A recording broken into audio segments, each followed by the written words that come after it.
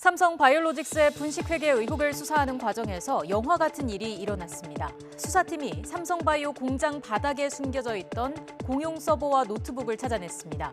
과거 범죄 혐의를 받는 기업들이 증거를 어떻게 은폐했는지 살펴보겠습니다.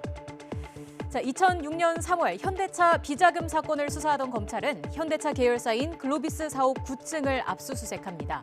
사장실 책꽂이에 꽂힌 책을 눌렀더니 책장이 열리고 비밀 금고가 나타났습니다. 그곳에는 50억 원이 넘는 현금을 비롯해 양도성 예금 증서와 기밀 서류 등이 보관돼 있었습니다. 검찰은 정몽구 회장의 비자금으로 판단했지만 정 회장은 모르쇠로 일관했습니다. 결국 정 회장에게는 징역 3년에 집행유예 5년이 선고됐습니다.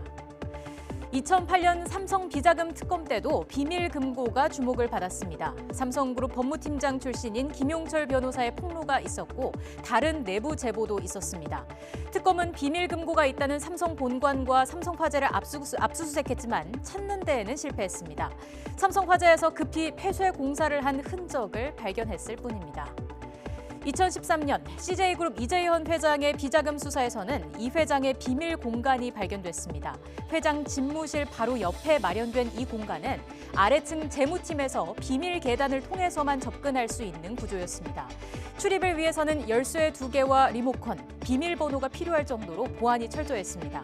검찰은 이곳에서 이 회장의 개인 자금과 회사 자금을 발견했습니다.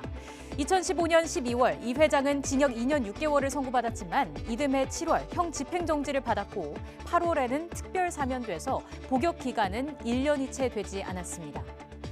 무기 거래 큰손으로 불린 일광그룹의 이규태 회장의 방산비리 사건도 빼놓을 수 없습니다.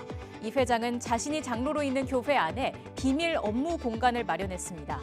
2004년 해당 교회를 다시 지을 당시 이규태 회장이 건축에 관여했기 때문에 비밀방도 가능했습니다. 서재에 딸린 배전실의 전선들 틈에 있는 비밀 버튼을 누르면 벽 하나가 회전문식으로 돌아가게 돼 있었습니다. 이곳에는 돈 세탁 관련 서류들이 보관돼 있었습니다. 이 회장은 징역 3년 10개월을 선고받았습니다. 총수 일가의 비자금 조성 등을 수사한 롯데 비리 사건에서도 은폐의 기술을 볼 수 있었습니다. 비서실에서만 들어갈 수 있는 객실에 비밀 공간이 있었고 그곳에서 금전 출납 자료와 통장이 발견됐습니다. 하지만 회사 자금이 총수 일가 쪽으로 흘러 들어갔는지 어디에 쓰였는지 등은 밝혀내지 못했습니다. 신동빈 회장의 대법원 판결이 남아있는 등 이 사건에 대한 사법 처리는 끝나지 않았습니다. 앞선 사례에서 보듯 비밀 공간을 찾았다고 해서 그것이 바로 처벌이 이어지지는 않습니다.